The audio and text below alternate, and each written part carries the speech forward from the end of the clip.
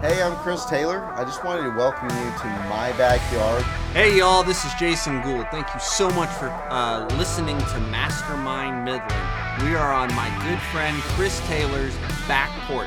We've got dogs barking, cars driving by, we got the grill firing up over here. You're going to hear mowing yards, you're going to hear all of that. We hope it adds to the experience, and we thank you so much for participating and partaking in our conversation today.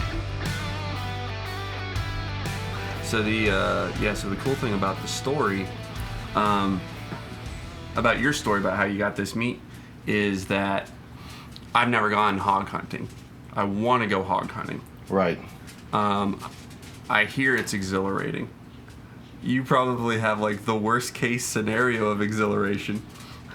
But I'm going to go for the first time this year with my dad when he comes down. So that's exciting. Yeah, I'm actually, so like when I hear this story, that's what's going through my mind.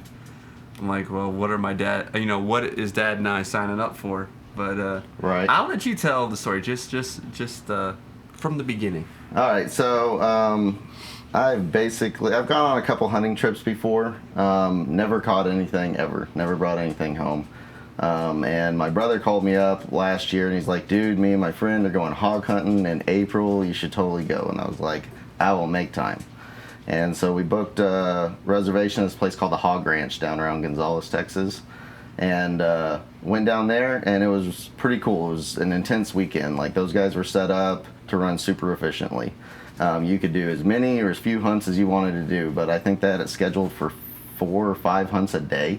Nice. And they had blinds set up, a ton of them, hogs everywhere. It was crazy. And so it was my first hog hunting experience. So I actually purchased an AR-10 with I remember this. With a thermal scope specifically to go hog hunting, because I did all the research, because that's what I do. And I'm like, I want a legit setup. I want to go. I'm going to bring something home. We went down to MSA to sight it in. Went down to MSA and sighted that thing in, and had to use hot water in a water bottle to sight it in. Because you couldn't see the target. And so definitely a learning curve, but got it sighted in, all ready to go. And I have it in the same case as my AR-15, which has just got a red dot. So me and my brother drive all the way down there, 6 hours away with his buddy, and get there, and I realized that I didn't bring any batteries for my thermal scope or a charger for it, and it takes special batteries. Gonzales has got like a Walmart and an HEB, and that's it. And they did not have what I needed, so it's like, well, I guess I'm hunting with an AR-15 and a red dot this time. Yeah, and you didn't even have your gun. It's crazy. So I bought all that stuff, got down there, didn't even have what I needed to make it all work. With an AR-15, which everyone says you're not supposed to do. Everybody said you're not supposed to do, even though well, you can do it, but you need to nail them. You gotta go for a headshot. So what looks were you getting from everyone as they're getting their guns already? Oh yeah, guys down there with big guns. A lot a lot of guys were... They're looking at you like, what are you doing? Yeah, a lot of guys had shotguns. First time, right? Pretty much. Yeah, it was definitely my first time. I ordered a bunch of junk off Amazon, and I was totally the amateur there. No doubt. First time hunting, first time ever, basically. I never pulled the trigger on a critter before, so... Man. So anyway, everybody's kind of giving me hell over it, and when we got out the first night, and I dropped a 35-pounder, straight headshot right out of the blind, good to go. So the next day we went out, got in our assigned blinds in the morning, nothing, didn't see anything, didn't get a shot off, and so we go eat breakfast, and they're like, cool, well now we're going to do the walking hunt. And so you basically spread out in a big line and flush them out, just like you would dove or something like that, and have a walking line, and went out there and did that, and one guy got one in the morning, and it was hot, it was humid, it was miserable. I think the first time we went out there was 16 or 18 guys, maybe even 20 that went with us, and then in the afternoon after lunch it was me and 2 other guys that went out. Everybody else stayed back. They were wore out. They're like, I'm done, not gonna walk out there in that heat anymore. Right. And so me and these other 2 guys go out, and this one guy, he'd been hog hunting for a long time. He was really experienced, really nice guy. He was telling me a lot of what I need to be looking for and what the guys all screwed up in the morning and why we didn't see or get any. Cool. And so he's like, hey man, go peek around that corner. He's like, I saw a waller back there this morning. He's like, go just crawl through that bush and look back, and there's a fallen tree back there, and see if there's one underneath there. So I go through this thick bush, and as soon as I get through it, I hear it stir up, and it comes around this fallen tree around the foreside where I'm about 15 yards from the fallen tree at the head.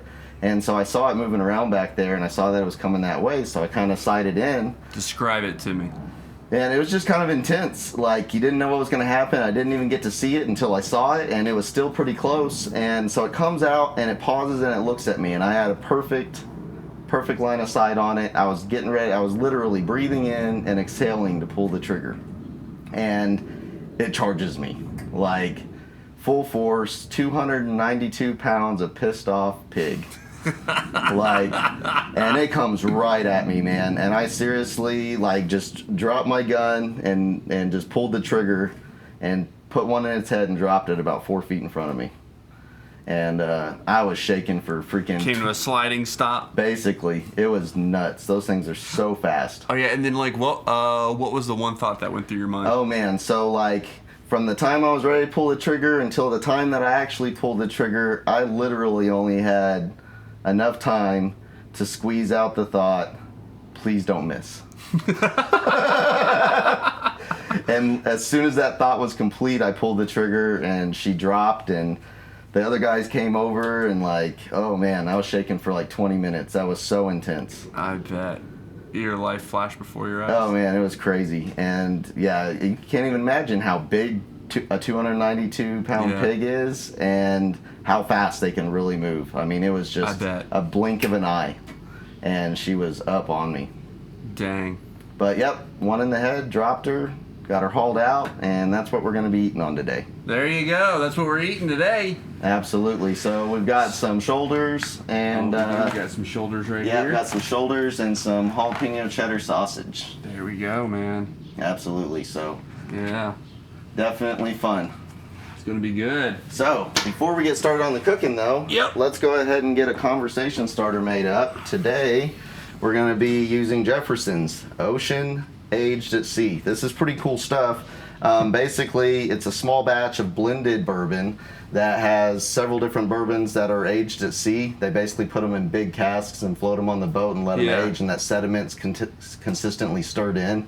Wow. And then they blend them all together for their super small batch on the backside, and this stuff is absolutely delicious. I like that blend of straight bourbon whiskeys, very small batch. Absolutely. We're not having a small batch, we're having a very small batch. Very small batch. So we're gonna do the West Texas Old Fashions again, just like last episode. We're gonna use our West Texas Mesquite Honey and some aromatic bitters because they're delicious. Yep, you gotta start it off right. But there's gonna be a surprise today. Yes, I know last week we talked about some of the smoked old fashions that we had, and so I went ahead and hopped on Amazon. I ordered me up a bourbon smoker, and we're going to have some smoked old fashions today. So yes, it's going to be amazing.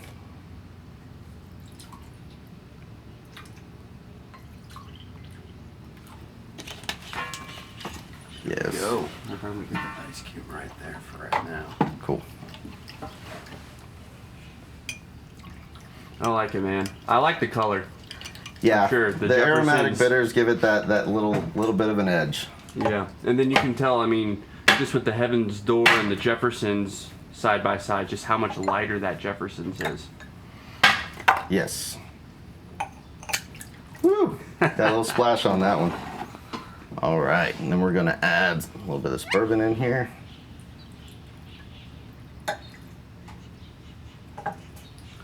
There we go. And now comes the fun part. Absolutely. We're just going to give that a quick stir, and then we can line up this smoker and get this thing lit up. Actually, today's my first day seeing this work. Okay. Well, So how many chips do you put in? It's not very much. They're super small chips, and they're basically just little wood shavings. Today we're going to use cherry wood, and you just kind of fill the bowl, the little filter bowl, about halfway up, and then you're basically going to light it on fire and then quench it with the cap so that way it gets the smoke going. Yeah. And it's got a filter on the bottom that pushes the smoke down into the drink. Absolutely. Actually, the differential temperature, because you got the ice in the drink, it actually condenses the air. And so the outside atmosphere forces will actually push the smoke down through and give you that cool effect. Sounds like some delicious science. All right.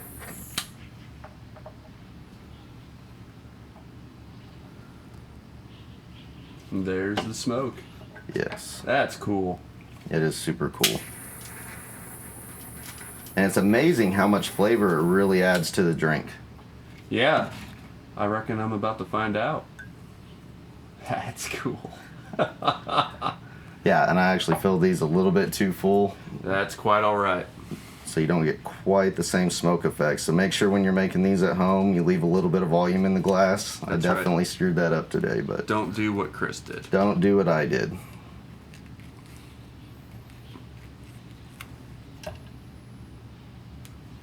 Well, I have a feeling as soon as we're done our first one, you'll have the second one with all the smoke, right? Absolutely. Absolutely. And speaking of smoke, let's go ahead and get this pellet smoker fired up and get that ready to go so we can throw the corn on here in just a little bit. Corn today. Yeah, we're going to cook some corn along with our pork. And we'll start that out at about 325 and get that warmed up and going. And Sounds delicious, man. Well, hey, here's to a good conversation. here's to a great conversation. And some good eats. That's a great story. Thank you for sharing it. Yes, sir. Yeah. Oh, yeah. No, the smoked aftertaste is definitely there. Absolutely. Yeah, man. Love it.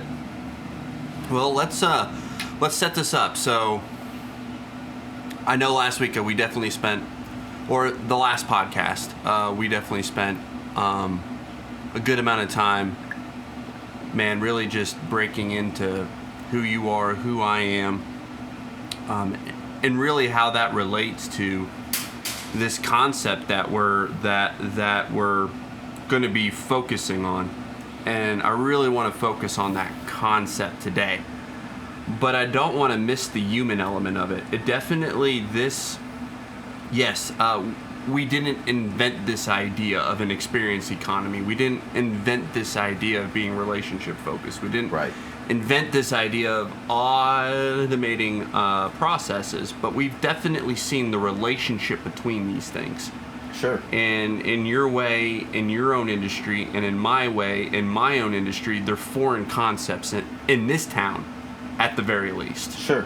So, man, let's talk about that. Like, where did you come up with this? So, at one point, you were working for everybody, the U.S. government, Sure. AT&T, Right. So, like, when did that change? When did you decide that I'm not going to be an employee anymore? I'm going to go into business for myself, and specifically relating to the concept that we're trying to build. Does that question make sense? Yeah, absolutely. So, I mean, like I said before, I started working when I was 15, and I actually enjoyed working. I enjoyed being able to provide for myself and produce.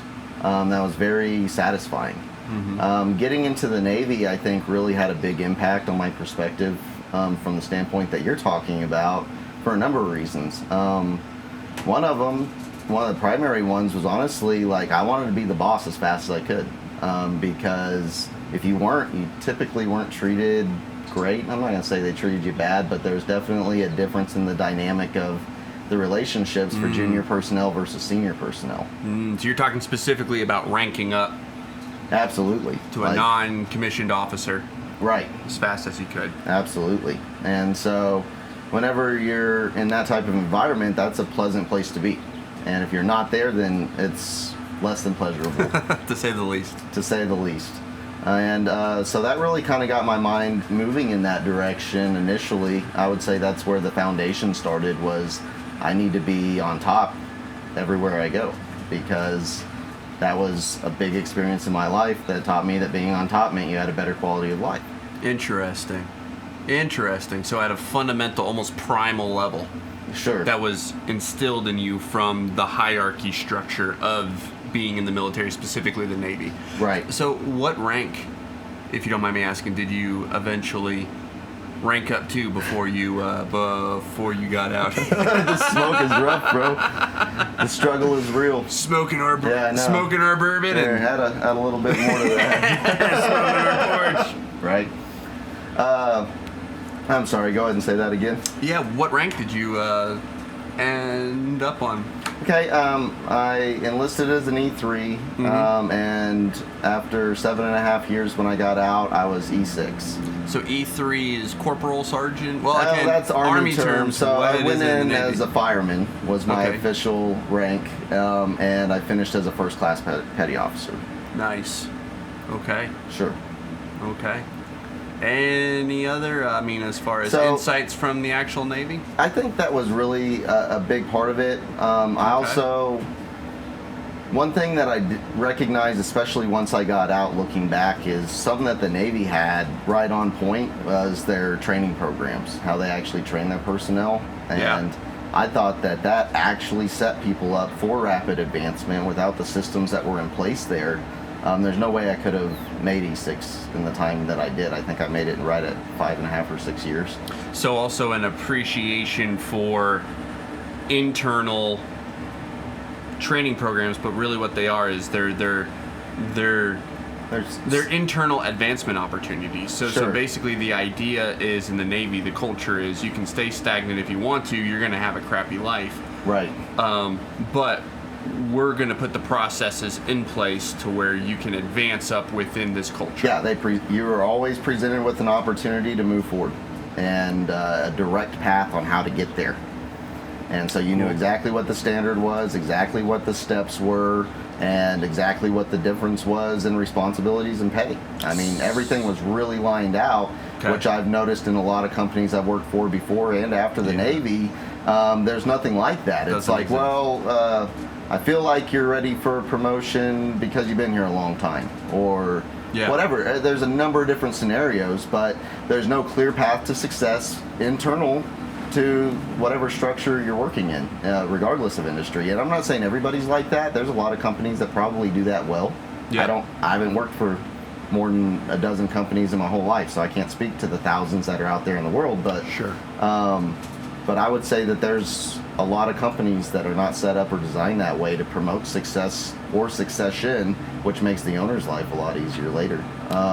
Okay, so then speak to me about when you left the Navy and you were still working for people, right? Yeah, I was still working for people, and so the first job I got, I was very grateful for. Like I said, I was working at a automotive facility, and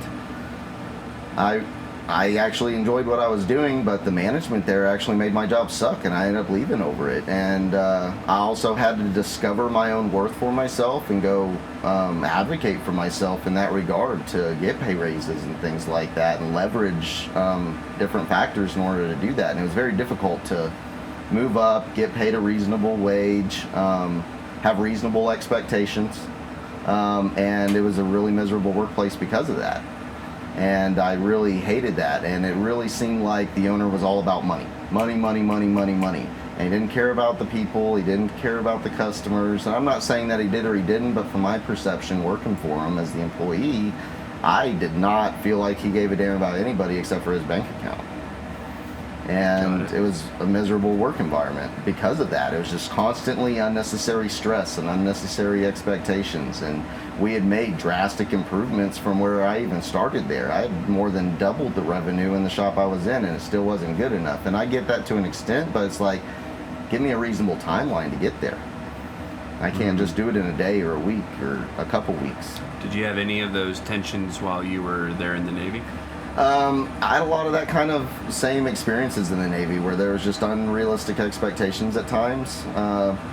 We did what we had to do, and I understand that your situation in the military dictates what your demands are, and sometimes the situation demands more than what you're capable of, but you still have to rise to the task, because in the military, that's the difference between life and death. Right. So I can't say that those expectations were unreasonable. The possibility of getting some of these things done in the time that we did them was far-fetched before we set forth on some of those adventures. but we still got it done. And so it's a different dynamic. Sure. For sure. I mean, when you're talking about wartime operations versus business operations, and you were there's enlisted, a whole different level of motivation there. And I know we talked about it briefly last time, but the time frame you were there, 2000 and... I enlisted in 2004 and I got out in 2011. Yeah, there was a completely different understanding of peacetime and war in 2004 than there was in 2011. Absolutely, drastically different.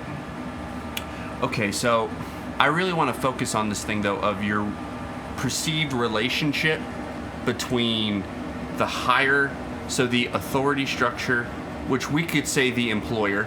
Sure. I know that's not how that works in the military. Your non-commissioned officers aren't your employers, but I mean, supervisors, managements, management structure. Sure. Yeah, let's say management. Okay, so the perceived relationship between management structure and those that are managed. Okay. What's been your experience in? So you highlighted a little bit of it in the automotive aspect of it, not Sure. a whole lot in the military aspect of it, but I'm interested to see if there's any correlation between the two. I mean, to an extent, I think that...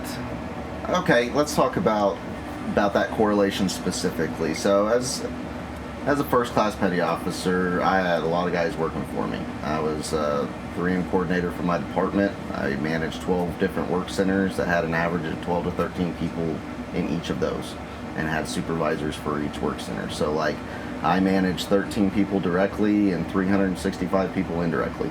Wow. Okay. Something that's very different in the military that I think gave me a different skill set as far as managing people than what I would have received in the civilian sector is you can't fire these people. They're there. They're what you have. And you have to figure out how to get these guys to perform at or above the required level. And you can't really affect their pay. You can't really fire them. You can't send them someplace else and make them somebody else's problem. So you have to figure out how to motivate your guys. Okay. And so as a leader in the military, that's required. There's only two types of leadership styles.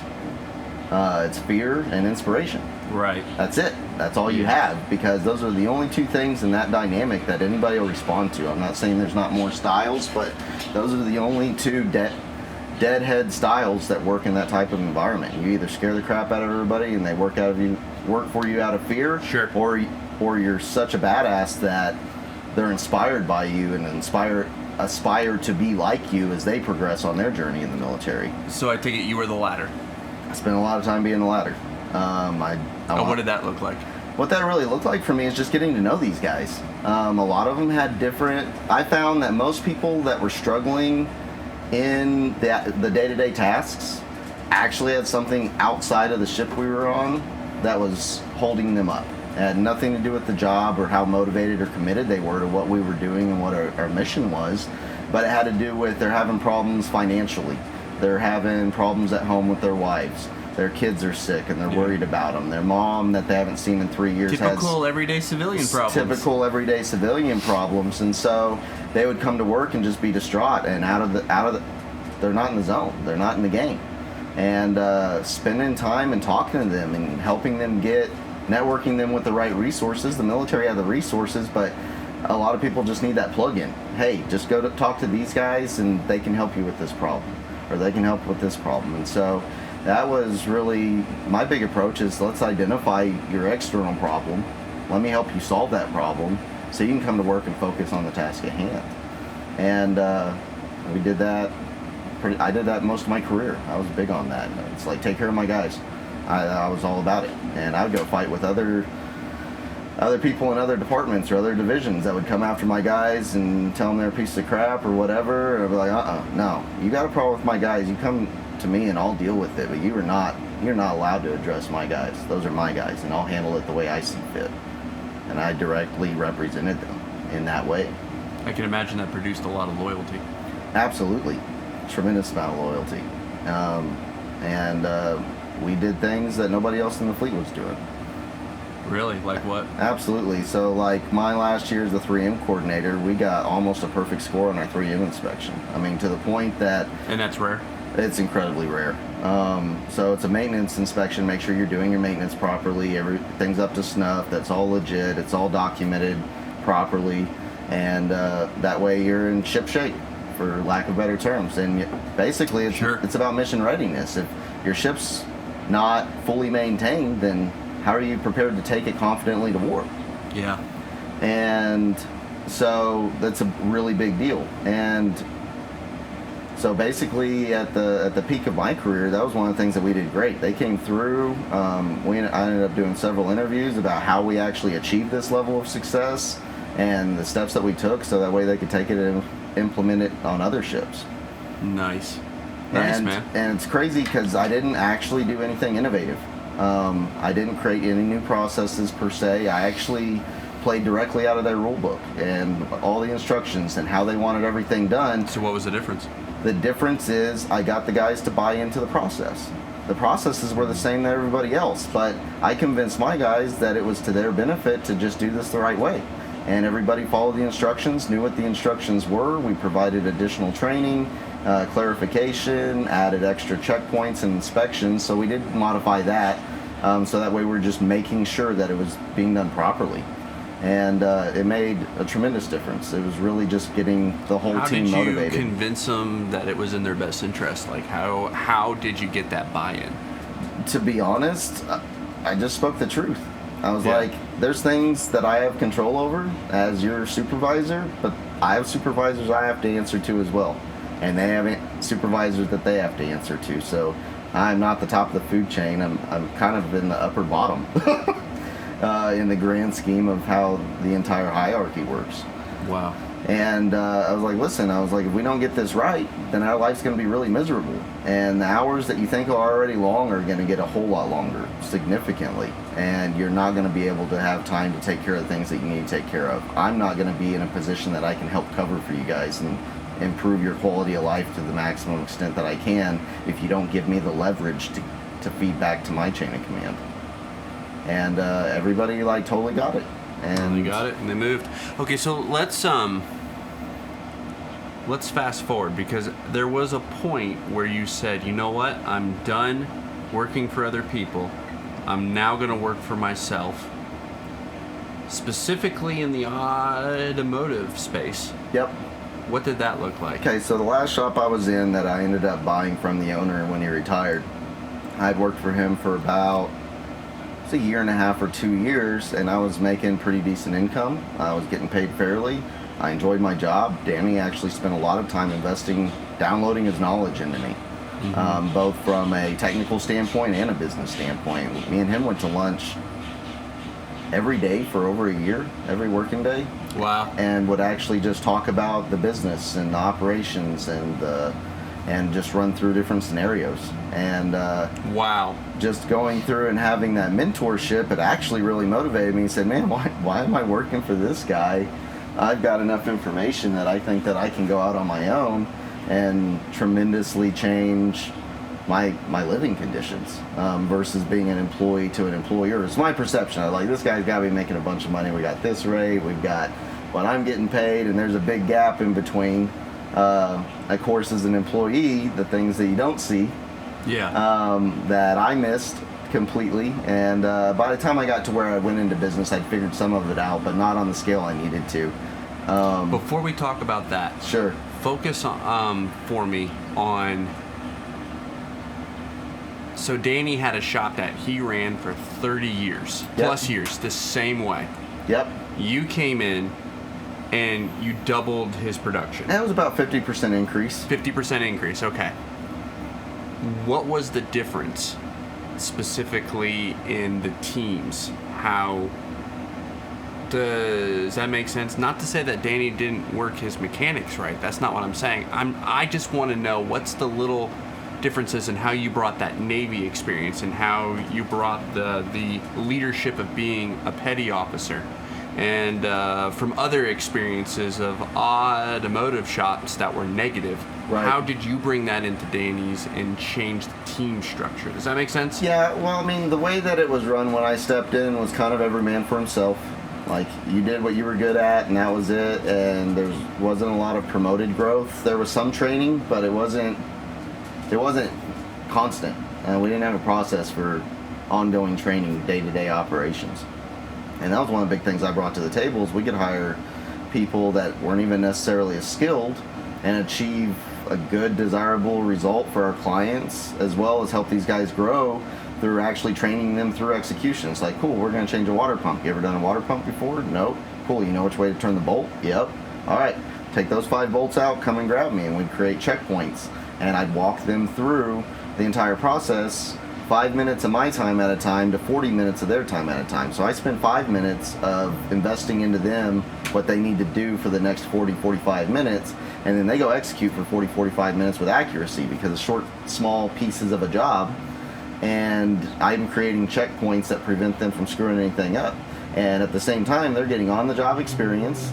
They get to download that step-by-step procedure from my mind over a series of months, years, and improve their skills, and while increasing production for the shop. Wow. And that was honestly one of the biggest changes. The only other thing we really changed was how we interacted with our customers. That changed dynamically whenever I took over management at the shop, because I wanted to focus on developing trust and relationships and things like that, and it had a tremendous impact on the amount of sales that we were capable of making in order to need these guys that were junior or whatever, and training them up in the industry. Okay, so now, so now take us to the. You bought the business from Danny. Sure. And you had some ideas of what this was going to look like now that you're the business owner. Right. And I can imagine you got punched in the face and slapped silly a couple of times. Tell me my about goodness. that. So, I think that the one piece that everybody should know when they're going into business for themselves is that absolutely, for sure, the number one reason businesses fail is undercapitalization. You don't have enough money to start a business. Yeah. Because that money goes fast. It is unbelievably... Especially in the startup. Yeah. And even though you bought an existing business, it's basically like you're starting up a new business. There is like a reboot process. There's a whole reboot process between all the legal stuff and all the transactional stuff, but transferring ownership from him to me. I mean, that was tens of thousands of dollars. Wow. Just to purchase the business, just in transaction fees, basically. Documentation fees, legal fees. Isn't that something? Yep. And so all the money I thought I had to have operating capital, which is obviously necessary, ended up getting spent on purchasing the business, and I had very little operating capital coming out the gate, and I had a really small credit card and bad credit. And it was really rough, man. For the first 6-8 months, I finally ended up hiring a credit consultant and helping fix a lot of that stuff, as well as stashing as much cash as I could. Right.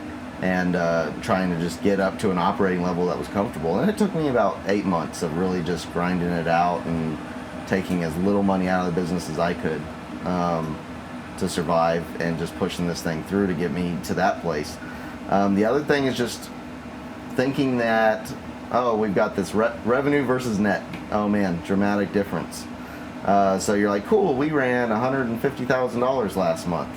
But I've had $150,000 months where my net was $3,000 or $4,000.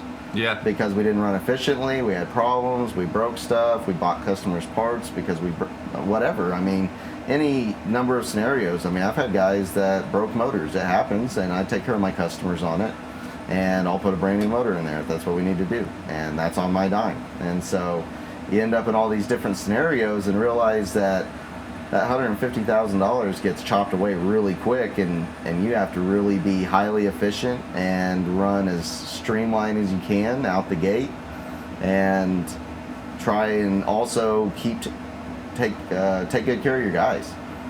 So I'm curious about that.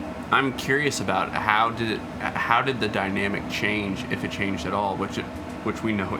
How can it not? How did the dynamic change between you and the rest of the guys as you went from being a supervisor now to being the owner? I don't think it really changed a lot for me, because I was already operating out of that leadership mentality I took out of the military, so you don't fraternize with your guys. Like, I mean, y'all can do a group thing all together, and that's fine, but you don't do one-on-ones. You're not friends, per se, with the people that work for you. Okay. You care about them, and you're personal with them, and you want to know about their lives and help them overcome some of the struggles and celebrate their great successes.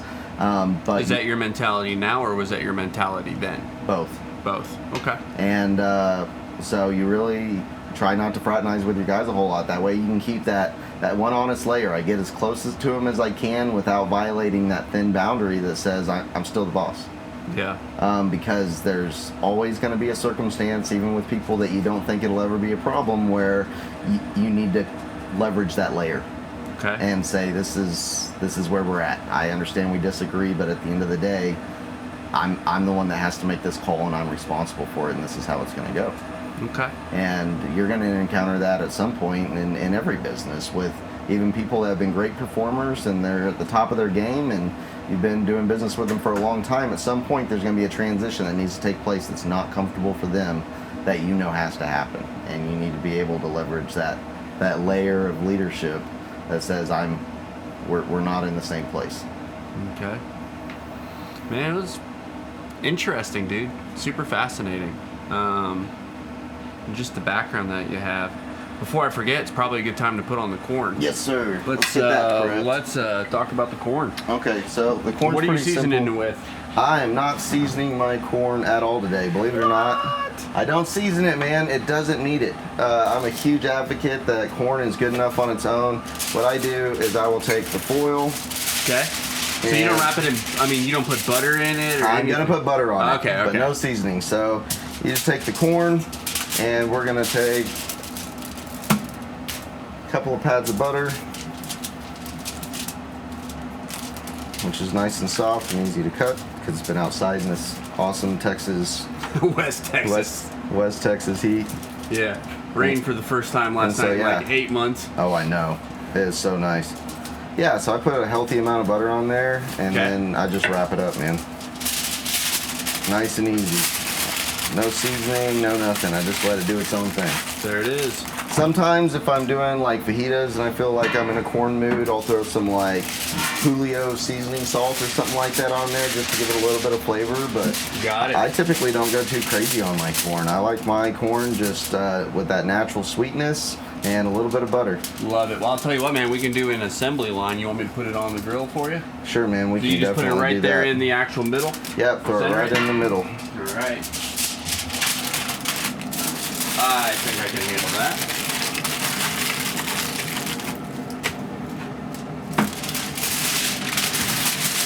All right, and this corn we actually got just pre-shucked, just for the sake of time and convenience. So sometimes I'll do fresh corn. It's just hit or miss at the grocery store whether it looks good. And so these corns that are exposed, you get to see all the kernels and know whether it's something that you really want or not. It makes my life easy. It is a little bit more expensive, but it's not insane. Gotcha. Yep, just slap the butter, wrap it in the foil, throw it on at 325, and it's going to cook there for about an hour. Wow. Yeah, we're at 315 right now. Yep. Cool. So we'll throw that on. The cook's 325. Yep. I got you, bro. Awesome. So we're going to close that down and let that just kind of do its thing. I'm telling you, man, those grills are just... I've only ever used a charcoal grill, and I'm going to just break down and get one of these. It's amazing how consistent it is. And it's super cool you can do it on your phone. Yeah, so my Jealous. mom's getting my mom's birthday is this next week, and so she's been wanting one of these, so I'm going to go ahead and get her one for her birthday. Oh, there it is. So I think she's going to be super Happy excited. birthday, Mama. Yes. Yeah, dude. So, I mean, like, I love the story. I love the journey from being an employee to being an employer. I definitely get the motivations. Sure. And let's face it, you're a super young man at that point. And the primary motivation is just seeing the very visible correlation of life is better the more I rank up. Right. Right? The more authority I have, but not authority to use, it's really responsibility to shoulder. It's embracing leadership. Life is better the more you embrace leadership is kind of what I'm hearing from you. Yeah, absolutely. Because if you're not embracing leadership, then you're stuck in that. You hit a glass ceiling, honestly, pretty early on. Because you think about even going to a retail store. I mean, you start out as entry-level positions would be like stockers, people that are loading up the shelves, cashiers, and maybe somebody doing the cleaning. So those would be like your entry-level positions at like a Walmart or a Target, right? Sure. Yeah. But you think about it. A lot of these places have high turnover rates, and so it doesn't take long before you're the person there with the most experience. Guess what? You become the lead. Yeah. Now you're in a leadership facility, like literally step 2 off of entry level. Yeah. It's one step up, and in a lot of industries, it can happen really fast. And that's a place where you make or break whether you're going to go to the next level or not. Because if you're not effective in that role, then they'll keep you there until somebody else that's more effective comes in and place them in that position and bump you back down the ladder. Yeah, sure, without a doubt. And then I also like from hearing your story, I like the idea of when you decided to take the plunge and buy Danny's, that you maintained a lot of that military discipline. Right. And that military experience. And it's interesting because most people do not make the connection between relationship building as far as focusing on building the relationship with your team members underneath you. Like a servant-based mentality to everyone that's underneath your command. Not an authoritative lording over them, but a servant-based, as being conducive to success in the military. But that just probably speaks to the gap of our cultural understanding of what the military is and what the military actually is. Right. Well, and I think that it correlates even beyond that relationship. So, like, I think that place of leadership, I think, outside of calling it authority, but actual genuine leadership, a lot of people, like even when I've been a lower guy in any position, and the reason I ranked up so fast is because I displayed leadership from the bottom. I learned about this thing called leading from behind. And basically what the concept of that is that you don't have to be the boss to still be a leader and basically inspire the people from the back, like all of your peers that are around you. You're not in charge of them. You have no position of authority over them, but you're like, hey, this is the expectation. I want to see all you guys make it there with me. And you take that role as a leader to inspire them and push them to that finish line as a team. And so you can be at the very bottom and distinguish yourself through leadership without having that positional title. Yeah, absolutely. Absolutely. And so there's a lot of that comes out into that equation as well. There's a big difference of like waiting to get a title before you do something and just being like, this is what's needed to achieve the objective, and the title just comes with it. Right. Yeah. Man, that's cool. And so whenever I move into this position, it's the military experience. I think that sales is really about relationship too. Sure. And what I feel like you're doing in those dynamics where you're leading a team or even coming into a new team and getting them to follow you effectively has a lot to do with a value proposition that you make to them and say, hey, I'm going to just give you something because it's who I am. I'm going to give first. I'm going to do everything I can to, hey, let's identify what your goals are. Yeah, absolutely. How can I help you achieve what you desire out of this life? What experience do I have that I can add to you that's going to make your life easier or better or accelerate your personal growth? And in return for that, I want you guys to come in and give me that same kind of attitude towards what I'm looking for from you. And so it's like, let's give first and ask second. Yeah, provide value. Up front. Up front. With no expectation with of no return. Expectations of reciprocation. Yeah, and the guys that reciprocate, they're on my team, and they move forward. And the guys that don't reciprocate get replaced with someone that fits that culture better. And it's not that those guys are bad inherently; they just don't fit the goals that I'm trying to achieve, and ultimately, my goals don't benefit them either. And so I'd really like to see those guys go to a place where the things that they're good at and their special talents can really be recognized, and they can achieve that personal growth that they need to be successful, which is a different path than what I have to offer them. And so I don't think that they're bad guys or don't deserve to be in my facility from that standpoint. It's that it just doesn't fit their personality, their dynamic, their goals. And that has definitely been the most I think that's the most interesting contrast between the military background and then leaving the military, going straight into the automotive civilian field. Right. And I almost get from you, and maybe I'm hearing this wrong, but I almost get from you a sense of like this jadedness. And it could possibly be something to the effect of like, well, in the military, everyone by virtue of being there has to have similar goals and objectives. That's kind of like implicitly there, right? Right. And then when you leave and go into the civilian field, it's like, well, no, not everyone working there actually has the same objective. Right. They don't they don't necessarily, but I think that a lot of leaders or people in leadership positions that don't have the right leadership skills don't know how to convey the objective effectively to even offer it to their entire team to buy into and actually execute on.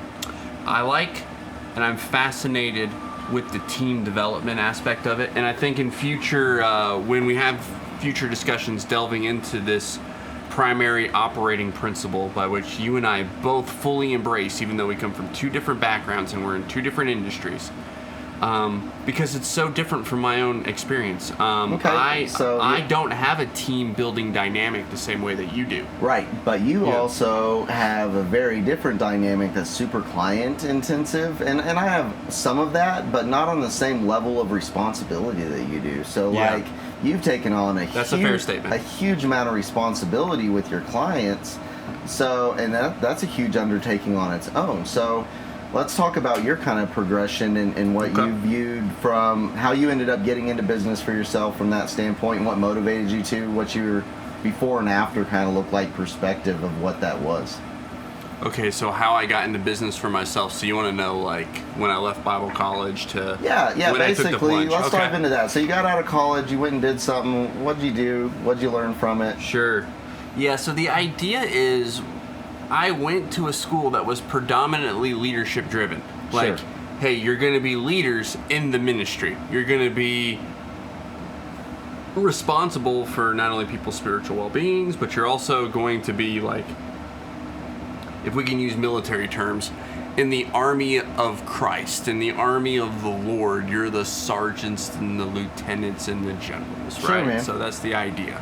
That you're going here for higher ministry training, because when you go to churches, people are going to be leaning on you for that type of direction, and really to be the organizing agent behind how the church moves forward. Sure.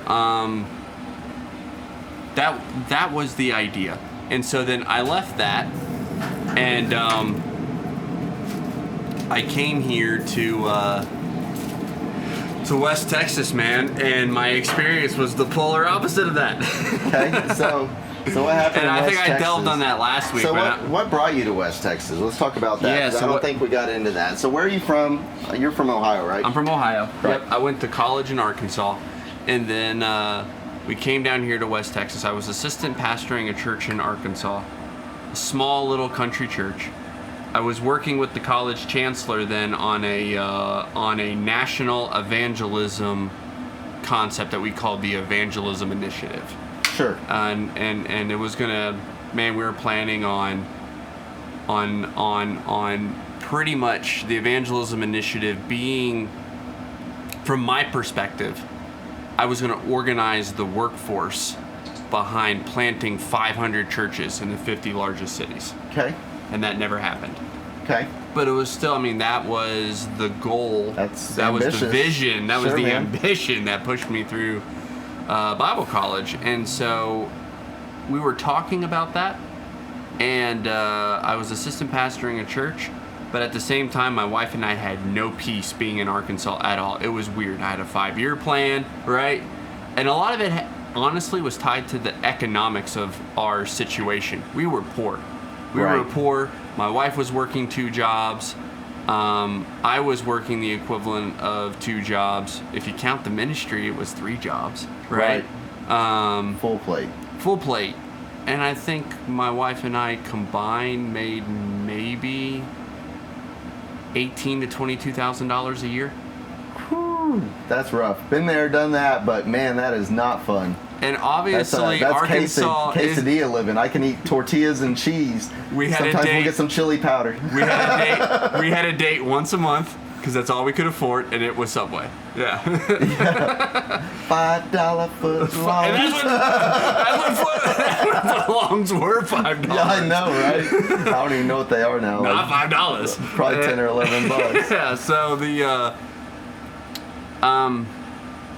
it was very much like we basically fasted for a month. Right. Not like it was hard with our finance. But anyway, we fasted for like a month, and we were just like, what do you want us to do? Like, we seriously just want direction. Sure. Because I don't want to waste time. And so I said we were never going to move down here. And I said we were never going to move down here because my wife's family is from here. That's terrible. I said, though, that we were never going to move to Ohio because that's where my family was from. And Arkansas was kind of not only in the middle, but I was like, I don't want to just go back to our safety net. Right. That's really what it was. Before you'll like, have a negative opinion. I'm going to fly.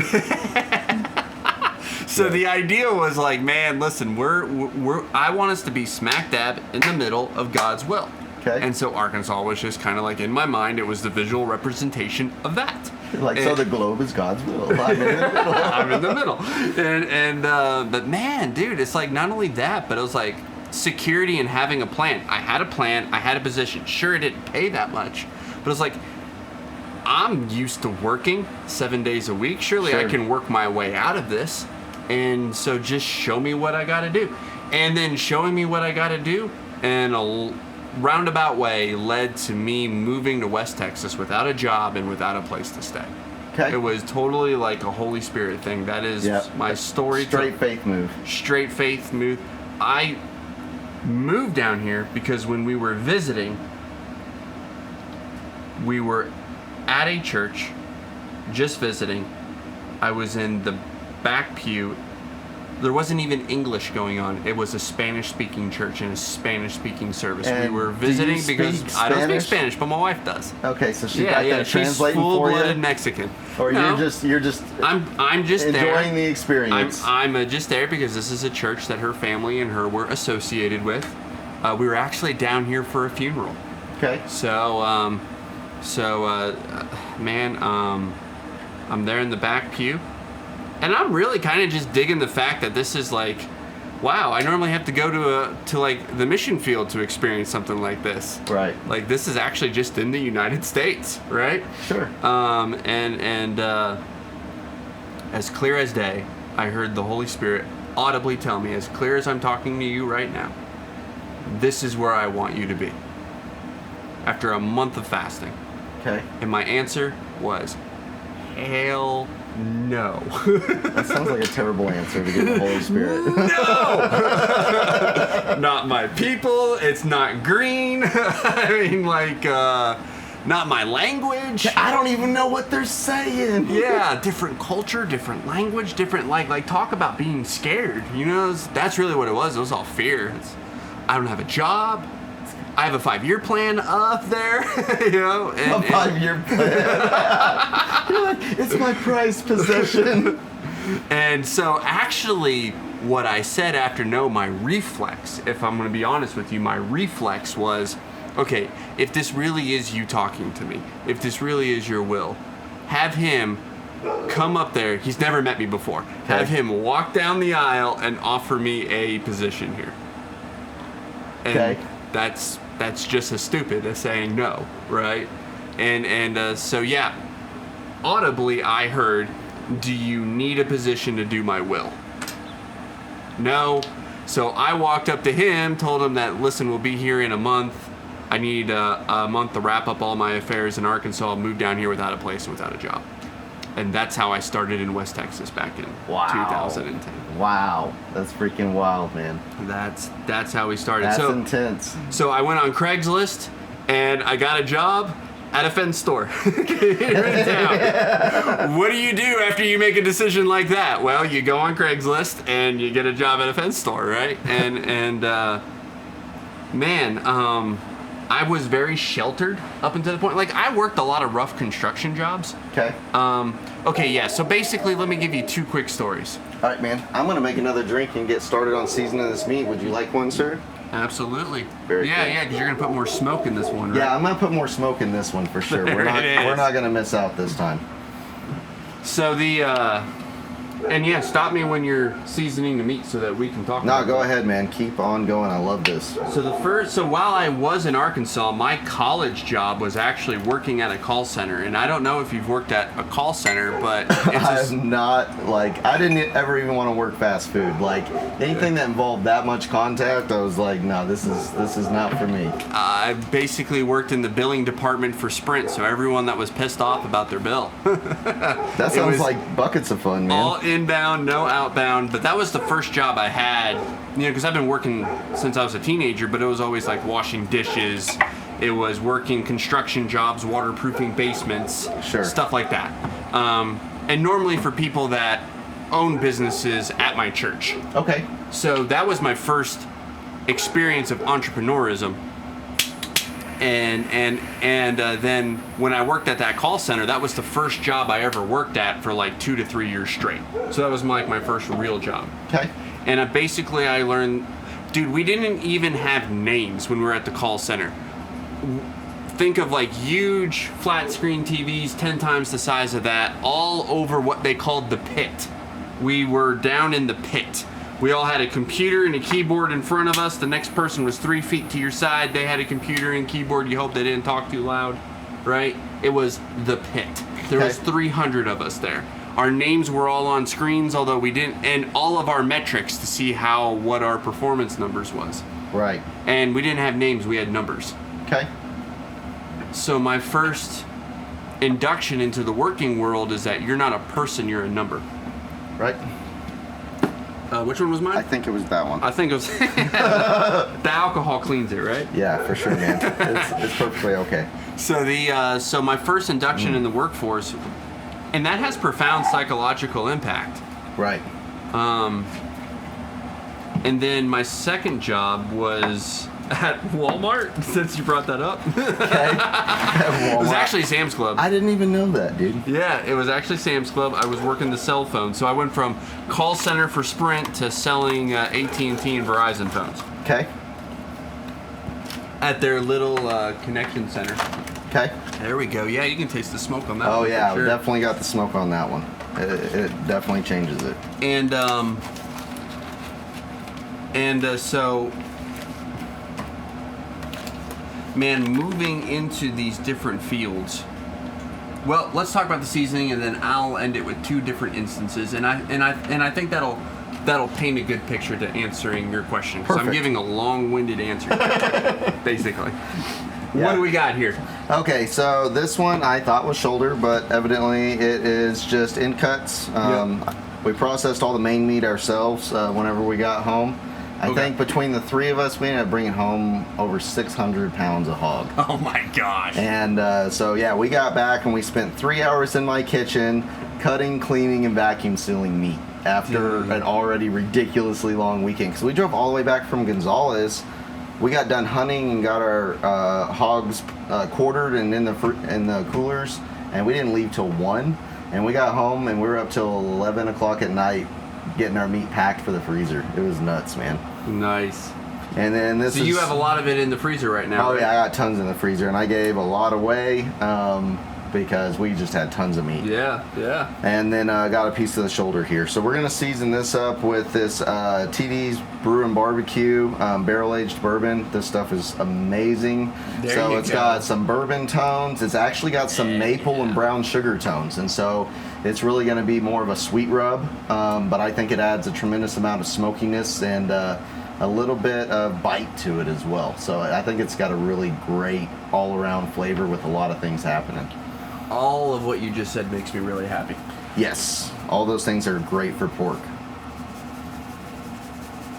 I know every time we do pork for Christmas, it's going to be a honey glazed ham, like with the brown sugar topping. And it's got to be sweet. Pork is better sweet. Maple bacon. I mean, who doesn't dip their breakfast sausage in maple syrup? it doesn't matter what cut of meat you're eating off a pig, it's always better sweeter. And you add a little smoky, and that just makes it all the better. There it is.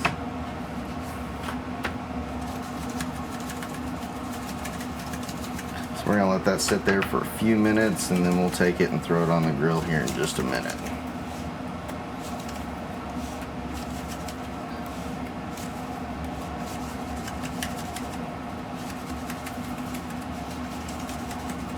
Cool. So we'll have a little bit of an appetizer, it looks like. I do not have any paper towels. Here we go.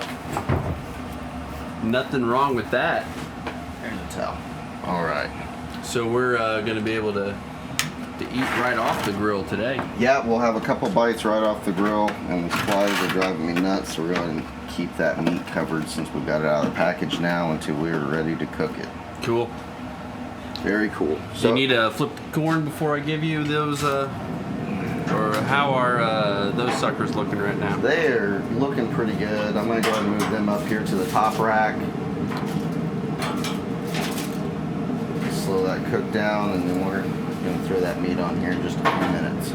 Love it. All right, man, so let's get real. I was at the call center, and I remember taking a call. And there's a bunch of us college students that are working there. One of my closest friends at that time's right there next to me. We would get done classes, we would scarf down lunch, and then we would go race to the call center, work 8 hours, come back, get schoolwork done, go to bed, wake up, rinse and repeat every day. And this is while you're married? No, this is before I was married. Okay, before you were married. Yep. Okay.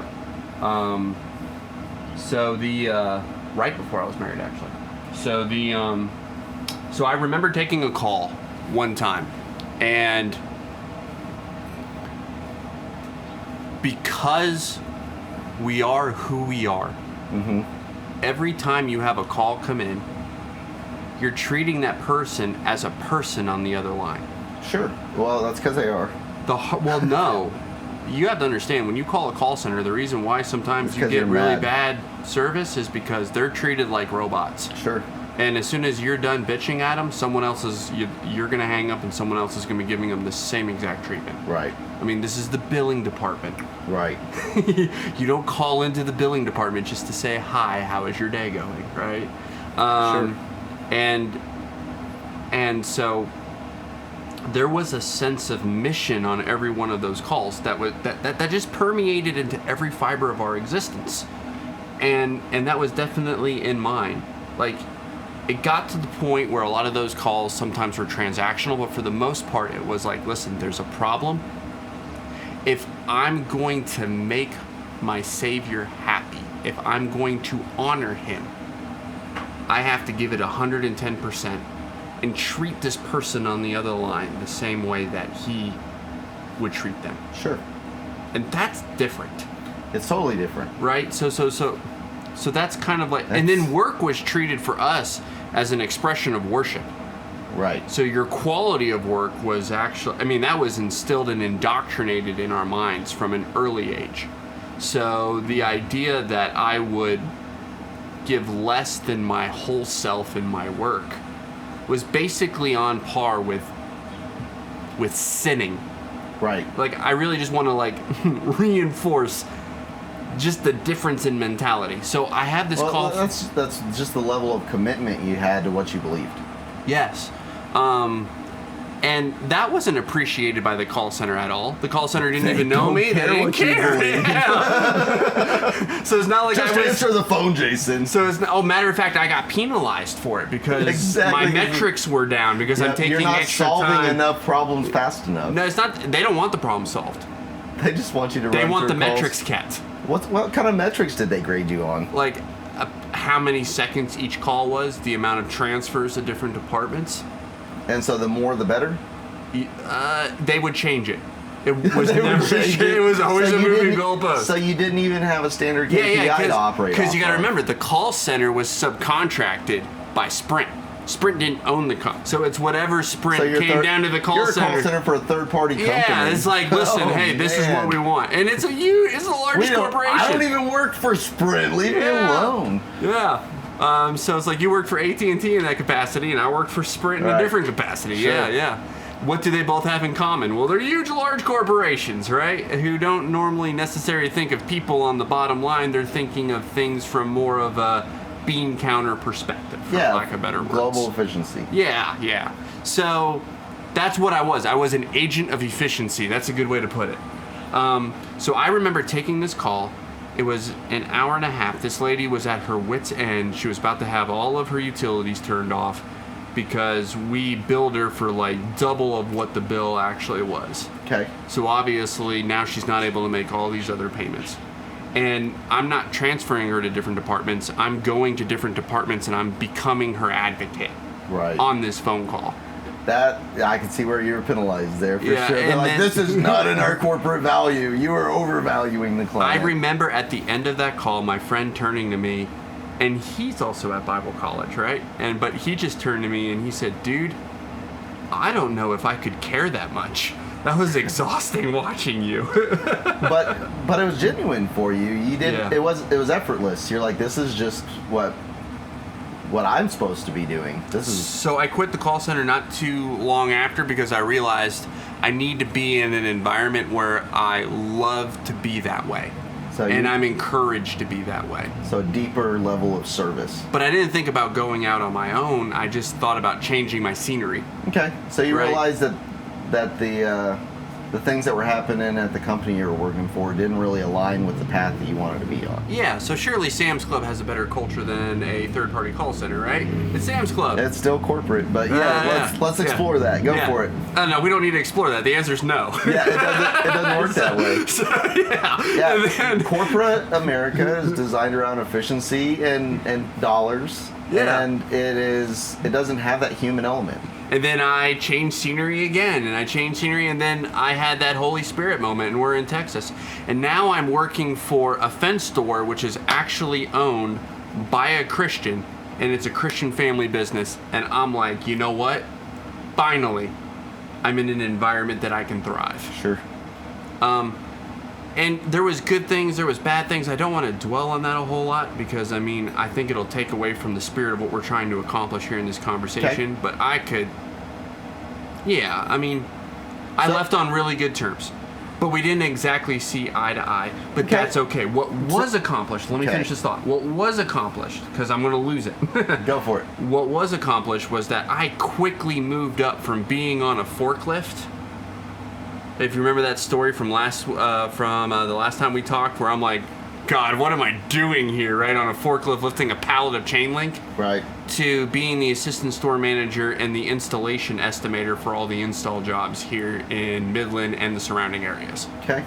And the reason why that gravitated was because the owner did see what was inside me, and he wanted that as a part of his company. And I will always forever be appreciative for him for doing that. Okay. There was one instance that I was doing a fence estimate, and it was just another random fence estimate, and I probably did 12 of them a day.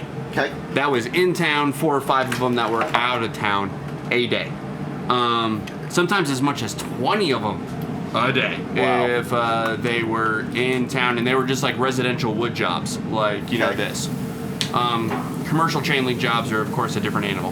And I remember the owner saying, of the house that I was doing the estimate at, again, it was just a normal estimate, like nothing out of the ordinary, cookie cutter, this is what I do every day, same talking points. Super standard, nothing super standard, special. yeah.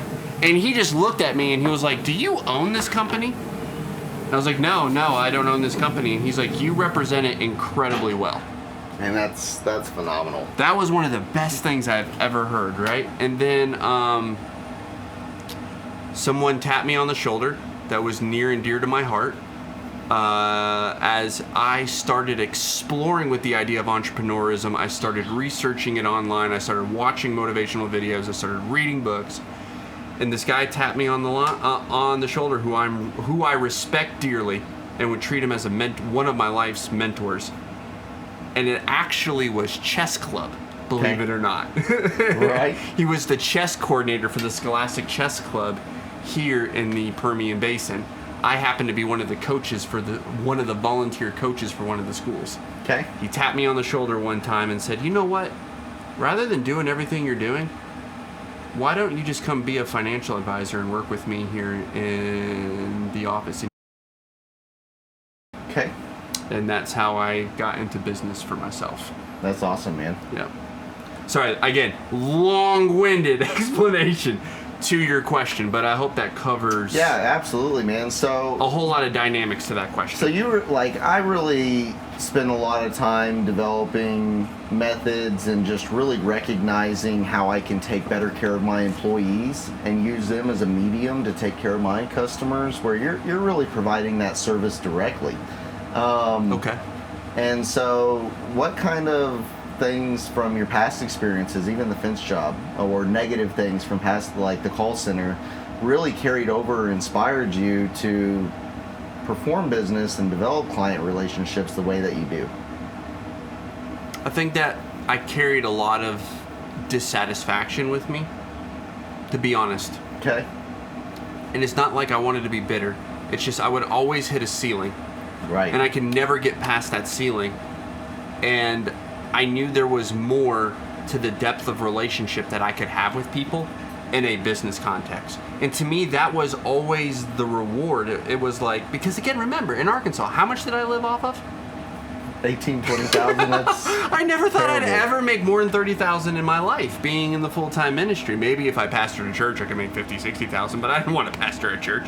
I just wanted to be an evangelist and be, the process systems relationship guy. Yeah, you just like the number 2. You just want to meet people where they're at. Yeah. And so in the business world, I just realized working from people, I was always going to hit the ceiling. And so when he said, "Man, you should be a financial advisor and have a direct relationship with clients," I was like, game on. Yeah. Because Where do I sign up? Yeah, because in my mind, I was like, I could have the deepest relationship with these guys possible, talking about the most important thing to their life, and that is not their money, but how they can build their lives around this tool that we call money. Right. And that's kind of where that was birthed. Sure, man. That's fantastic. Yeah. I'll tell you a lot of mistakes that I learned. Sure, man. Not everyone you're going to do business with, from a client perspective, is worth doing business with.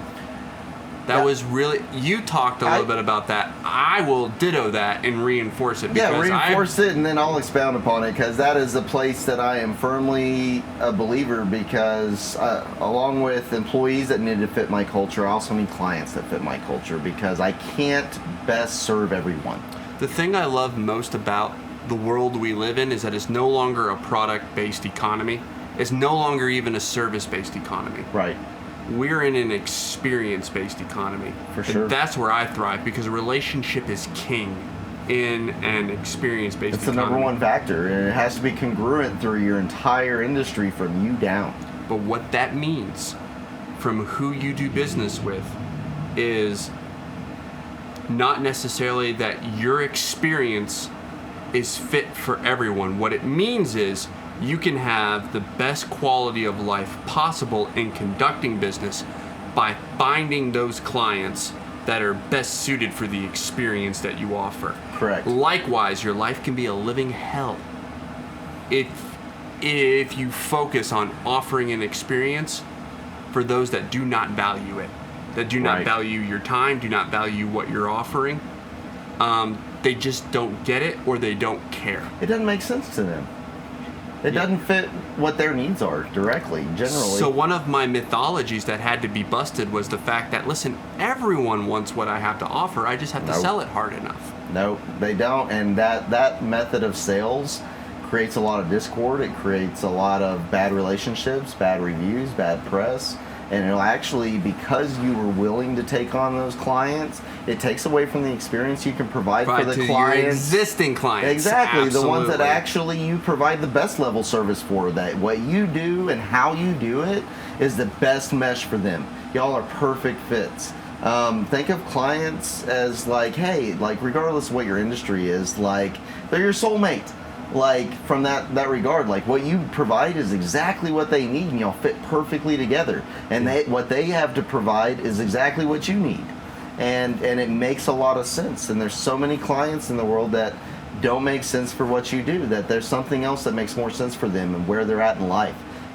But you still want to provide and facilitate as much value as possible, even to those ones that don't make sense now, because there may be a time later in life that you do make sense for them. And likewise, what I appreciated the most from you coming from your angle was that it's not only the clients or the customers, and in an experience-based economy that you need to find that perfect fit, but it's also the people that work for you. Exactly. That you need to find that perfect fit. And that plays back into your story from the fence store, where that client thought you were an owner, that you had a vested interest in the company because of the level of service that you provide. And that's what I want. It was a unique experience to him. He had never felt that before. Yeah. And that's the kind of level of service I want to provide through my employees. I want my employees to take that level of ownership and that level of pride in what they're doing and invest into this idea that I have while I'm investing to them, so that way we can invest in a future relationship with a client together as a team. Yeah. And it all really has to mold together in that method. But man, you're absolutely right. What gave me the biggest about face was when I realized that by servicing the wrong type of clients, I was taking away from the right type of clients. That's what made me do a course correct really fast. Right. Because I was like, because again, mix it with my worldview of like, well, I'm defrauding those people. Right. Is almost how I felt. Like I'm defrauding these people. And it almost made me despise these people. Because it forced you to offer something you don't believe in. So I was like, you know what? We just need to part ways, shake hands, be amicable as much as possible, and then I need to focus on these people. Sure.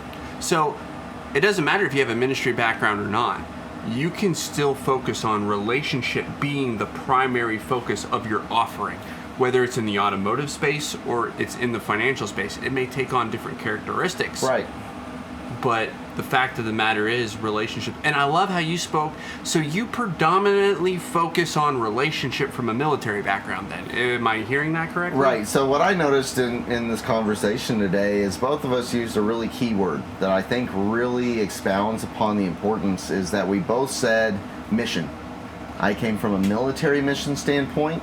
You came from a faith-based mission standpoint, and the conviction that's involved in actually executing a mission, I think, is adamantly necessary to put us in the position that we are in today to actually go and execute upon this, because it's such a fundamental truth to who we are and what we're trying to achieve. It's entirely possible that the strongest correlation between the offering you offer that makes you separate and different from your competition is directly correlated to your level of conviction and how you even want to organize the relationship with your client and with your team. And those two things are fundamental. They have to exist. That relationship, that's where we're moving into. What I was going to say is we come out of that late 90s, early 2000s mentality that the customer's always right. And I'm not going to go as far as to say that's a level of entitlement, although there is an association there that I think is valid to take into account. Mm-hmm. But I really think that that's just not possible, because we are such individuals, even in our own society and even in our own communities, and our needs are fundamentally different. And so you can't go someplace and get everything you need in one place. I mean, even in our personal relationships, we need to understand that, like, this is what this person has available to me, and I still have other needs, and maybe I need to get those needs met in another relationship. I feel like we're... I know the food's almost done. We're running out of time, and man, we haven't even gone halfway into this conversation. Everything you and I just talked about could basically be described as like the introduction. So basically, let's try and get into some meat as fast as possible. Okay, Pun while intended. we're talking about the meat, let's go ahead and get that flipping. Okay, so obviously, relationship focused is not how the automotive industry works, And it's not how the financial industry works, per se. And casting the vision into why people should care about this primary operating principle that we're trying to articulate, where we come from in our backgrounds in different ways. Man, really, I think we need to talk about how are you different? And how is your focus on relationship different than other automotive shops? Okay, so that's a really great question. So let's talk about the execution of this. Like I kind of briefed on before, I focus so much on investing in my employees. I don't have time to invest in both my employees and my clients and have any level of recognizable results from trying to divide myself. So I have to devote myself towards one mission and then direct their mission towards what I can accomplish on my own. Okay. And so I invest my time in taking care of my guys, taking care of my team, and making sure that their needs are met, that making sure that they understand what it takes to become successful within my organization, helping them identify those hurdles, helping them develop what they need to overcome them, and honestly just offering them a high level of service from So how do you do that differently? How do you treat your people differently than the average automotive shop? One of the big things is I recognize that everybody's got a life outside of my organization. So my approach is a little bit different. A lot of places that I've worked, automotive or not, have this standpoint of, oh, if you stay with us for 30 years, this is what's possible. Mm-hmm. What's the honest likelihood that anybody's going to stay with any one organization for 30 years? I mean, negligible. Negligible. No one is. Yeah, it doesn't register on the scale. And so I'm really realistic about that. And it's like, okay, well, how can I help these guys get the most out of their experience with me, whether they're here for a year, 5 years, or 10 years, or if they are that 30-year veteran? And I'm fine with any of those scenarios. But I want that to be valuable to both of us. And so we create this transaction basically in place between an employer and an employee and say, man, I'm going to invest into you and help you get as far in life as I can during the time that we have together. In what ways do you do that? I mean, honestly, I do individual one-on-one coaching. I do financial counseling, helping them set budgets, how to manage their money. I even go as far as say, hey, don't go on the Snap-on truck and buy tools because you're going to pay 4 times as much plus interest charges. I'll just buy the tools that you need that are of good quality and I'll finance it to you at 0 interest so that way you can focus on just getting the job done. Okay. And that's something that's definitely not the industry standard. Wow. I also have an unlimited time off policy. Really? I do. Whoa. You give me 2 weeks notice, I'll give you all the time you need because guess what? People get sick. Yeah. People have doctor's appointments. People, like one of my clients has a son that needs surgery that has to be done in San Antonio, 5 hours away, and he's got to do several consultations in San Antonio beforehand. Am I going to tell that guy that coming to work and getting this job done is more important than you taking care of your 1-year-old son? Like, that's preposterous. Yeah. Like, no, that's unreasonable. So as much time as that man needs, go take care of your family. Like, that is paramount. And that way when you come back, we can get the job done effectively because you've had the time to take care of what you need to take care of outside of this place. Man, what you're describing is that your shop is actually a tool that you can use to better the lives of your people. Absolutely. Rather than using your people to produce business for your shop. Yeah, I'm trying to better their lives while bettering my life instead of relying on them solely to just make my life better and suffer through the dredges of employment along the way. How do they reciprocate to that? All right, man. So like this week, I've had some goals that I've been trying to achieve in my shop, and I put out a challenge this week that I set some metrics forth, and I said, cool. So anybody that can dominate on these metrics that I'm looking for is going to receive a $500 bonus this week. And so, and try and take care of them in a financial way as well as a time way. I don't have any requirement that anybody works anything outside my normal business hours, but the whole shop volunteered one night this week to stay an hour and a half after work to complete to complete some jobs that they wanted to do. And how often does that happen? I've never had it happen before in my life, but like I presented them with Boss, can we stay? Yes, can we stay? Exactly. And like, man, you can't buy that. You can't buy that. Mm-hmm. You can offer them out to stay, but how often is that going to happen where I never require my guys to stay? But all except for one guy, my whole staff stayed late that day, an hour and a half of their own free will, and my management stayed to help supervise and ensure that everything was done accordingly and with the normal operations. But they're acting out of the norm. I mean, I'm sure there's other places that are like, man, I wish I could get somebody to just come in and pick up this extra shift because we're short-handed, where I've got guys volunteering to stay far beyond their normal standard of time and execute for their own personal benefit. And inherently, I benefit from that on the backside because our production increases. That is exactly what the primary operating principle is. Right. Relationship, if it's the focus, the business will actually follow naturally. Naturally. And that's what scaling actually is structuring your core business in such a way that you can literally just add people and increase your income through people, instead of through raising your prices or getting more work done with the people that you have. Like, let's create a quality work environment. Let's give these guys all the tools that they need to succeed to the max.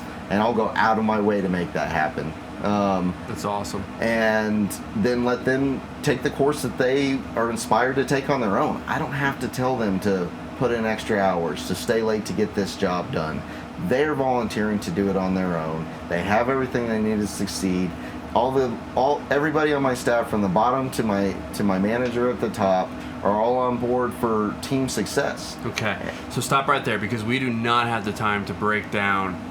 That is a whole conversation in and of itself, as far as to the what, how to organize yourself according to the primary operating principle, which I think you have done phenomenally well, and I want to save that for a later podcast session where we break down the structure of how you've actually done it. But man, dude, that is well articulated. But yeah, I mean, so from the employee side, I'd like to take that counterpart and how are you effectively serving your clients and differentiating yourself in your industry compared to what the standard is. Gosh, how much time do you have? How much time do we have on the pork? We've got enough time for you to tell me this. Okay.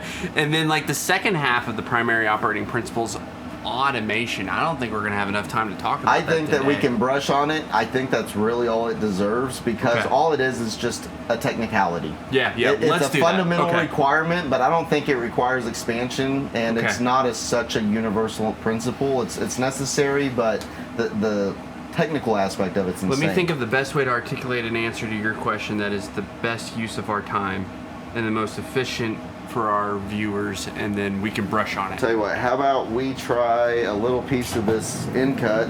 Oh, let's do it! While you ponder exactly what it is that you need to say. I have a feeling that's going to be hot.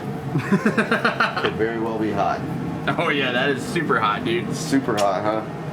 Here, man, just go ahead and put yours right on that too. Very cool. The cameramen are just going to have to watch it. Sorry, guys. Oh, no. They're going to have to try some while it's hot. Are you actually going to give it to them right now? Hell yeah, man. Like, these guys got to eat, too, man. We're sitting here talking about that relationship building right there. Exactly. Got to have these relationships. Heck yeah, guys. Grab and growl, man. Thanks, buddy. Yes, sir. These guys are awesome. We go. They're some of the best media producers in Midland, Texas.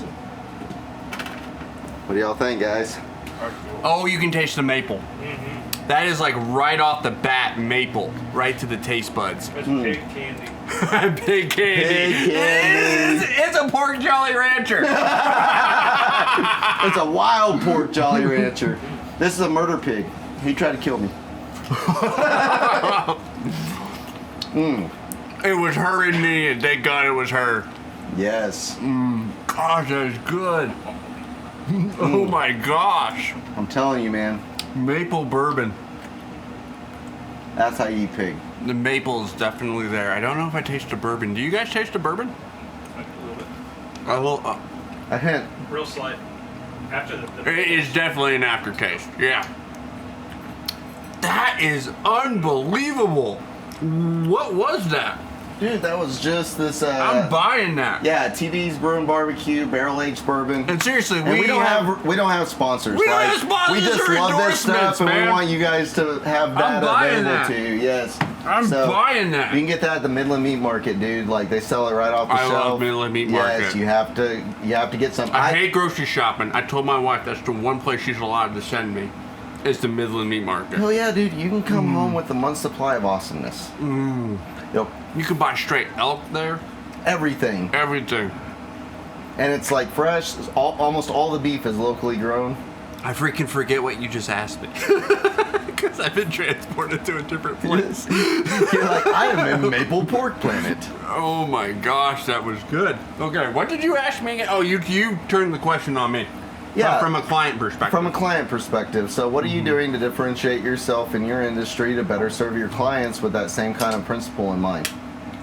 Okay, so when I got into this industry, we were still operating from the early 2000s, and the idea was you ask for the order, revenue first. That's what you establish the relationship on, is revenue. Because I believe that's what you made when I was an employee. It's like, oh, we ran this much money, I made that much money. But that's not the reality in the owner world. Assets are secondary. So you place the order. Let's face it, we're starting businesses from nothing. Right. So how else do you have a relationship with someone other than a transactionary nature of here's a need and then I provide for your need?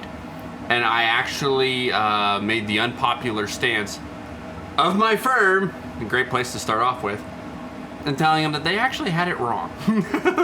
Rather than revenue,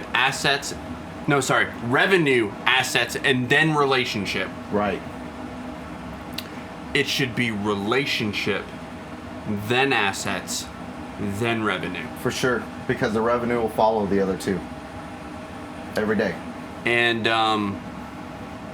so I basically gave away financial planning to articulate my value and, hey, here's why you should have me and why I should know the intimate details of your life, why I should be there to be able to counsel you and track your progress on an ongoing basis, to people I had never met before. Right. I had to come up with a way, how do you accelerate that relationship as fast as you possibly can? And not only did I achieve that in about 3 to 5 years. About 3 years, 5 years to fully have it established. 3 years before it was like, oh yeah, this is, not only is this is working above expectations. Okay, so to be honest with you, in my previous firm's standards, I was in the top 3% in customer satisfaction and deeply served. Okay. Of 20,000 financial advisors. And that's why. And I had a better life than I thought I was. What did I tell you I thought I was going to make for the rest of my life? $30,000 to $50,000? $50,000 and I exceeded that a long time ago. Long time ago. And it wasn't by making it the focus. That's for sure. I've always delved, even from the call center days, of trying to delve as deep into relationships as is possible. I told you what my problem was. Realizing that I have to qualify who my clients are, because not everyone who's breathing is my client. Nope. And then once I identified who those clients were and I hit that sweet spot, now I'm in a position where I'm solicited by senior financial advisors. And when I say senior, I mean 60, 70-year-old financial advisors that are looking to retire because they want me to buy their book of business. They want to be their continuation plan for their clients. Right. And I'm looking at junior partners, not just one junior partner, but junior partners plural, that are like, we want to organize our business the way you do. Right. We want to have the same values that you have. So for the first time ever, not only am I in the process of transitioning, which what we talked about last week, I'm in this crazy place where I left the previous firm and I'm becoming independent and I'm transitioning the business. But almost simultaneously, as soon as I, by faith, made the decision that I'm going to go on my own, I was immediately solicited by other financial advisors to go buy their books of business, and solicited by junior partners to, hey, can you coach us and mentor us? Can you bring us? I'm looking at starting a firm possibly is basically the short answer. And your of it. relationships And the relationship with are my the client driving force has been behind the that growth. driving force behind what has made that possible. Sure. So if you will make relationships the focus, everything else follows and it clicks in place. Growth happens through people. And it's amazing, man. It's for sure. It's amazing.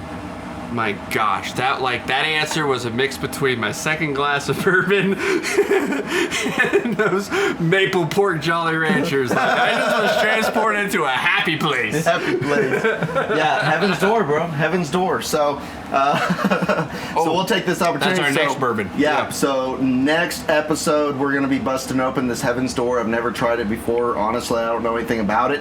But it does have handwritten labels. So there's some extra care taken with this bourbon, which I always love. I think that's great. It's got a cork top. I also love that aspect of it. It just gives it that premium feel. Don't know anything about it, but if y'all want to try a drink with us this next week, I think we're going to do some smoked old fashions again next week. But with Heaven's Door this time. With Heaven's Door, and I'm actually going to try it with the pecan wood chips. There we go. And kind of give that a go. So if y'all want to join us in a cocktail, then pick up some Heaven's Door if it's available. And buy a smoker. And buy a smoker from Amazon. Do it. Like, you will be How much did that cost you? $25. Oh, like, dude, I'm buying one. Yeah, you have to buy one. Like, That's and easy. whenever you're entertaining guests and they're over for a barbecue and you're cooking burgers and hot dogs, like every other Joe Blow on the block, you bust out the smoker and all of a sudden you're the neighborhood kingpin. You're like, yeah, man, that dude's bougie. There. Yeah, no. For $25, man, you can't beat it. That's so cool. Just to watch you smoke the bourbon, like, if I'm ever gonna make an old fashioned again, the whole thing about making an old fashioned is that there's almost like a spiritual experience to making it. Yeah. And that just adds to it. For real. All right, dude. Okay, so we're coming to an end. We talked this entire time about why the primary operating principle in an experienced economy should be based centrally, the nucleus of it should be relationships. Relationships from an employee and a client standard. But in order to make that happen, you have to automate your processes. Maybe we can just brush that a little bit as a way to close down this conversation. Hit it, man. So my opinion on automation, man, it's different for everybody. Everybody's industry is different, and so what automation? Why automate? You have to automate to increase efficiency. And the reason you have to increase efficiency is if you spend 90% of your customer experience producing, then that means you only get 10% of relationship experience. We want to trim that down to where we're so efficient. I can have that same timeline, but I can spend 30% of my time investing in the relationship and developing that and getting to know these people and how I can actually meet their needs better from both sides of the wall. And if I don't have those systems, then I spend so much time producing that I actually diminish the value of what I'm offering because I can't provide the relationships aspect of it in the manner in which I wish to deliver it, because it's pure time. There's no fast way to deliver value in a relationship. It is all about the time and face time and contact time. And even think about your handshake, man. What's the difference between a high five and that firm first time you're meeting somebody handshake? Is just that contact time. And it makes such a big difference in the bond. That is a perfect answer. If I could summarize your answer, I would say that automation is the art of making sure the business doesn't get in the way of what the purpose of the business actually is. Correct, which is always going to be service. I don't care if it's a product. Yeah, servicing the relationship. It's a maintenance item. Absolutely. Okay, so what are we going to talk about next week? We're going to talk about demographics. Next week we're going to talk about demographics. So the primary operating principle we believe is applicable to absolutely every industry and every client and every employee. And we're going to explore some different demographics in places where a lot of people would argue this point and explain why we think it's valid. Perfect. And man, what a great recipe. I can't wait to eat it. Can't wait to see what you have next for what it's looking like, man. For us next week, Pitmaster. Pitmaster. It's the is that what we called it? I called it something else last week. But man, what a great story, dude. Oh, I know. This thing tried to kill me, and we're eating it for lunch today, and it tastes like maple Jolly Ranchers. It's gonna be fantastic. Man, this is gonna be fantastic. Good. Well, guys, thank you. This is probably a good way to end it. Thank you so much for being a part of this conversation with us today. We hope you enjoyed this recipe as well as you've enjoyed this conversation. Can't wait to talk with you guys next time. Take care. Bye. Absolutely.